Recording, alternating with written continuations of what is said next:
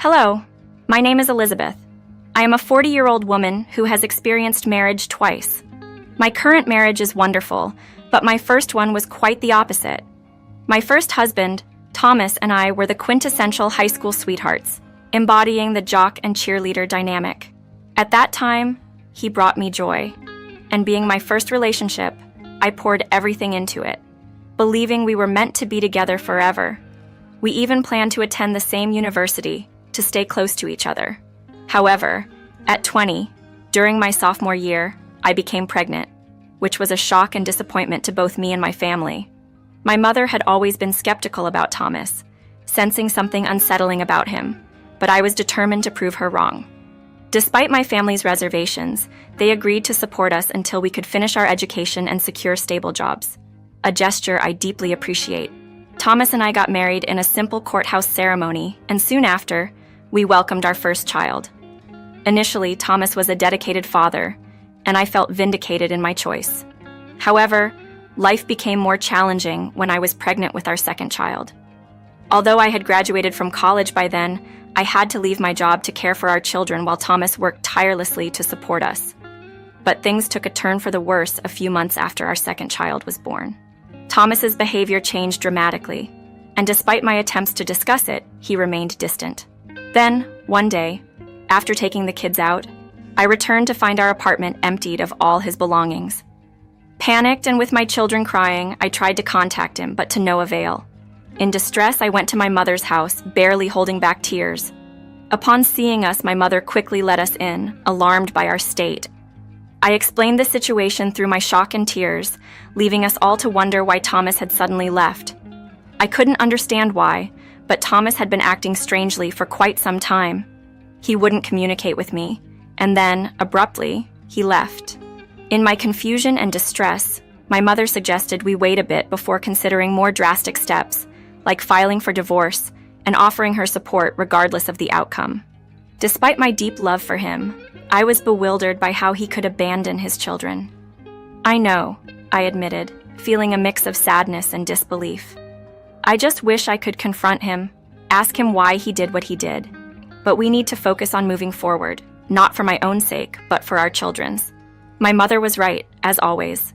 The following months were a blur of tears and determination as I adjusted to life without Thomas, raising two children who reminded me so much of him.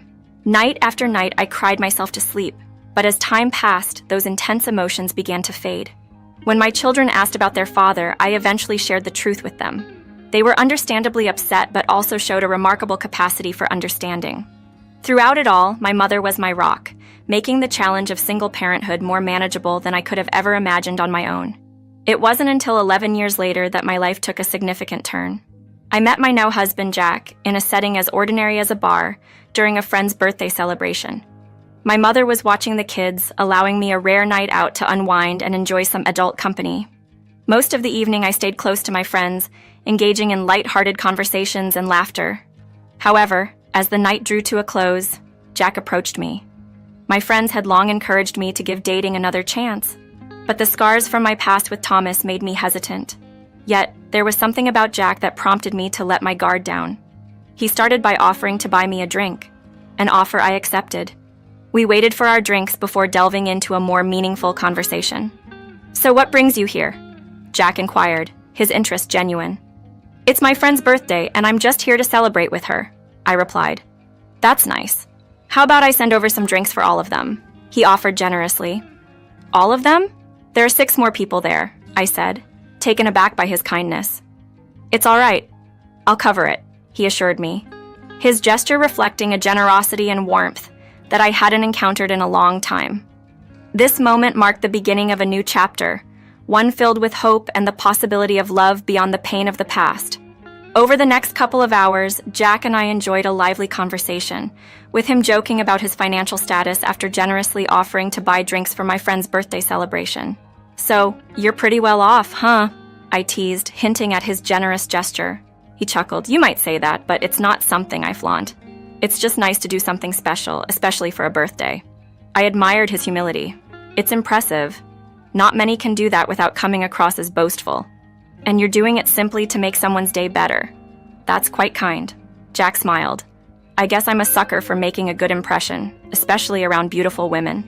I laughed, teasing him about his apparent vulnerability. Really? Does every pretty face make you this generous? Maybe, he admitted with a grin. But hey, it's your friend's birthday, not a lie, right? Absolutely true, I assured him, playfully cautioning him about his weakness. He suggested, somewhat flirtatiously, that having a beautiful woman by his side might cure him of his broad susceptibility. Our conversation flowed effortlessly, which was unusual for me, given my introverted nature. Perhaps it was Jack's charisma or the relaxed atmosphere, but I found myself engaging with ease. As the night wound down, my friends and I thanked Jack for his generosity. Before parting, we exchanged numbers, setting the stage for what would become a constant exchange of messages and calls. Our conversations ranged from mundane daily events to exciting personal news, gradually weaving Jack into the fabric of my daily life. Our initial public meetups eventually transitioned to more personal settings, including visits to each other's homes. I remember my astonishment upon seeing Jack's house for the first time.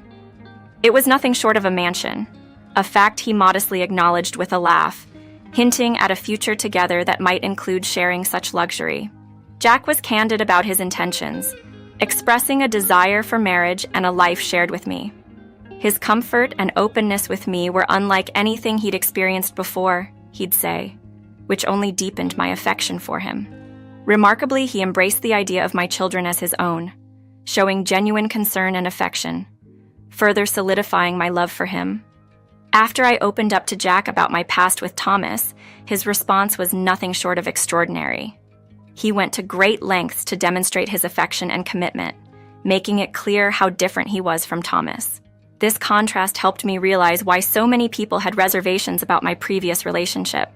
While the end of my marriage to Thomas was painful, Jack played a crucial role in helping me move past that chapter of my life, for which I was immensely thankful.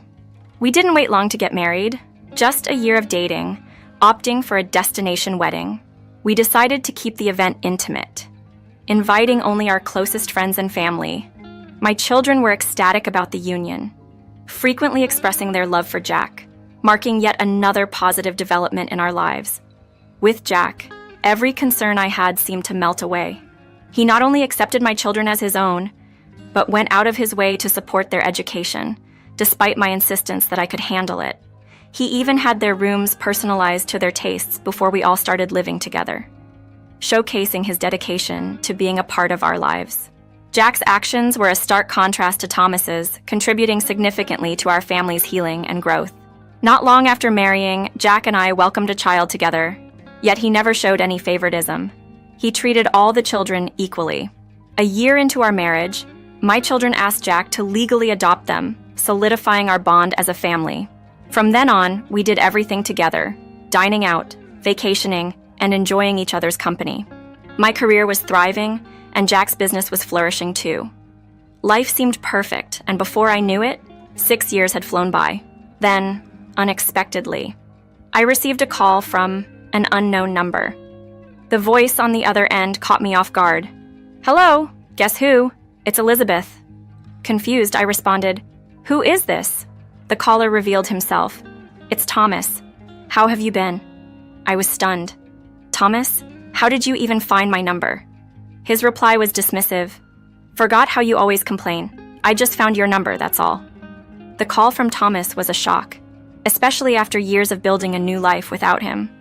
His sudden reappearance and the manner of it brought back a whirlwind of emotions, challenging the peace and stability I had worked so hard to create with Jack and our family. Thomas's unexpected call took me by surprise. He reached out, curious about how life had been treating me since our separation.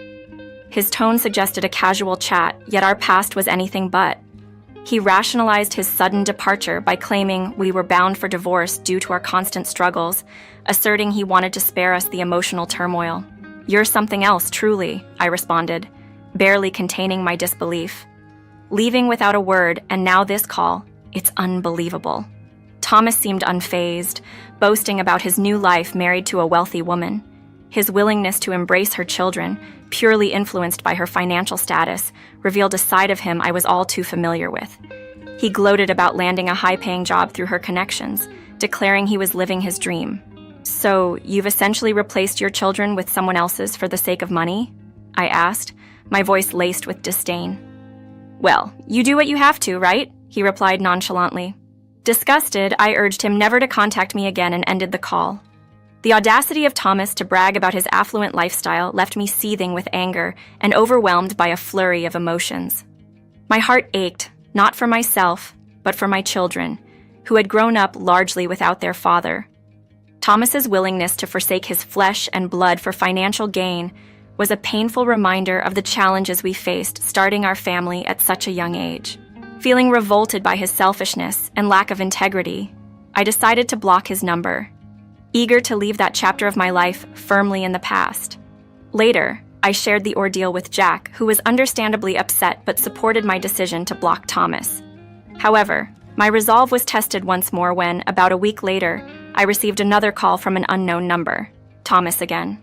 My frustration mounted, wondering how many times I'd have to distance myself from a past that refused to let me go. Thomas's calls transformed into a relentless showcase of his newfound wealth, with him eagerly sharing tales of his latest extravagant purchases and the achievements of his new family. My patience wore thin, and I soon found myself disconnecting his calls without a second thought. Yet, he persisted, using various numbers to bypass my blocks, seemingly finding satisfaction in my annoyance. Eventually, I resorted to ignoring his calls altogether, though he continued to reach out sporadically, relishing the disruption he caused in my life. During a particularly stressful day at work, Thomas's call came through once more. His voice, oozing with arrogance, greeted me, but I had no interest in entertaining his provocations. He attempted to engage me with tales of his success, hinting at a desire to make me envious of his lavish lifestyle and recent promotion at a prestigious media company, Digidome. Despite my frustration, I cut the conversation short, refusing to let his words affect me. However, something about his boastful declaration lingered in my mind, refusing to be dismissed. Digidome was a notable name in the media industry, celebrated for its role in promoting top-tier influencers and journalists, a fact I couldn't ignore given its connection to my husband Jack, the CEO and founder of the company. This revelation struck me as a twist of fate, presenting an unexpected opportunity to address not just the nuisance of Thomas's calls, but also the deeper wound of his abandonment of our children. Eagerly awaiting Jack's return home, I planned to share this astonishing coincidence with him. Upon his arrival, I couldn't contain my excitement, hinting at a significant discovery. Jack, understandably agitated by the mention of Thomas's harassment, was initially focused on his protective instincts. But as I revealed the connection between Thomas and Digidome, the atmosphere charged with a mix of shock and anticipation. This unforeseen connection to Thomas through Jack's company opened a path to potentially rectify some of the wrongs he had inflicted, not just on me, but on our children as well, with a mixture of disbelief and strategic thinking. We contemplated the implications of this discovery and how best to leverage it, not for revenge, but for a semblance of justice for the emotional and familial neglect Thomas had sown. When Thomas called to boast about his significant promotion at Digidome, I was momentarily taken aback. "He's working at your company?" I clarified with Jack, my husband, and the brains behind Digidome. The coincidence seemed too bizarre at first, and Jack teased me for not immediately connecting the dots given my agitated state. Jack, sensing an opportunity for a more profound lesson, half-seriously suggested firing Thomas. Yet, we both felt a mere dismissal wouldn't suffice. A plan began to take shape, one that involved not only retribution, but also a moment of reckoning for Thomas. We agreed to bide our time, recording his arrogant calls over the next few weeks. These recordings would serve as the cornerstone of our strategy. Digidome was set to host a significant event in 5 months, with Thomas at the helm. This event, attended by notable figures, provided the perfect stage for our plan. My task was to calmly collect Thomas's boastful calls, now with a sense of purpose fueling my patience. Each recorded conversation was a piece of the puzzle of the grand reveal we envisioned. As the event approached, my anticipation grew. Initially, I had reservations about attending due to my aversion to large gatherings and the spotlight. Yet the prospect of witnessing Thomas's downfall firsthand was too compelling to miss. Jack understood my hesitation, but also knew the importance of this moment. He purchased a stunningly beautiful dress for the occasion, a symbol of the dignified position from which we would address the situation. I remained discreet, waiting in the car until the opportune moment. Jack's introduction was my cue. He began his speech with an announcement of wanting to introduce his wife for the first time to the company and its associates. This setup was not just about revealing my identity, but also setting the stage for a dramatic turn of events that would underscore the values we held dear and the consequences of betraying them. As I stepped onto the stage, Thomas was already there, and his reaction was immediate. His face turned ashen and he seemed to shrink in size. I couldn't help but let a small smirk escape as I walked past him, noting his desperate attempts to wipe away the sweat with his handkerchief. Jack took this moment to shower me with praise, sharing with the audience the profound impact I've had on his life and the joy of co-parenting our children. With each compliment, Thomas seemed to grow more uneasy, visibly sweating under the weight of the situation. My heart swelled with pride as the audience applauded, celebrating the journey Jack and I had shared. Then, Jack's speech veered into more serious territory. He opened up about the harassment I'd been facing from my ex-husband, detailing how Thomas had left his family behind for a wealthier lifestyle, only to find himself employed by Jack's very own company. The crowd was audibly shocked, their murmurs filling the room as they speculated about the identity of my ex. Jack called for silence before dramatically revealing that Thomas was the man in question. As Thomas glanced nervously towards the exits, realizing too late that fleeing would only confirm his guilt, Jack pointed him out. The audience's reaction was palpable, a mix of disbelief and intrigue. But Jack wasn't finished. He proceeded to play recordings of the boastful and harassing calls Thomas had made to me, leaving Thomas frozen in place as his own words echoed through the room. Following this undeniable proof, Jack announced Thomas's termination from the company, a decision met with overwhelming support from the crowd. As Jack and I exited the stage, the feeling of vindication was unparalleled. Thomas was promptly escorted away, and the event continued without a hitch. It was a moment of triumph, not just for me, but for our entire family. The next day brought another wave of good fortune. An offer for a new position at a firm, a direct result of the strength and resilience I had shown. It was a sweet culmination of a challenging journey, a testament to the fact that sometimes the universe aligns in the most unexpected yet fitting ways. Receiving a call from an unknown number. I was surprised to hear Thomas on the other end, especially after everything that had happened. "It's quite daring of you to call me again," I remarked. He immediately accused me of deception. "How could you not tell me you've remarried, and to my boss no less?" he demanded. I had made it clear to Thomas multiple times that his presence in my life, or the lack thereof, meant I owed him no explanations or updates. "Thomas, I've told you before. I've moved on from caring about what you think or do," I replied. He argued that I should have informed him out of common decency, suggesting that knowing the identity of my husband would have made him rethink his actions. "So, you're saying you'd only stop harassing me because my husband is your boss? That's not decency, that's self-preservation," I countered. Thomas seemed to misunderstand the concept of decency, considering his history of abandoning his family. When he revealed that his recent actions had led his wife to leave him, taking their children, he tried to blame me for his circumstances. "You've made your choices, Thomas. This mess is of your own making," I told him firmly. It was empowering to stand my ground and not let Thomas's blame-shifting affect me. I wished him luck in finding a new path, one that hopefully led him to reflect on his actions and their impact on others. This final interaction felt like a closing chapter, allowing me to move forward with Jack and our family. Our life together has been fulfilling, and our children have grown into remarkable individuals. I've found peace and validation in moving past the turmoil caused by Thomas's actions.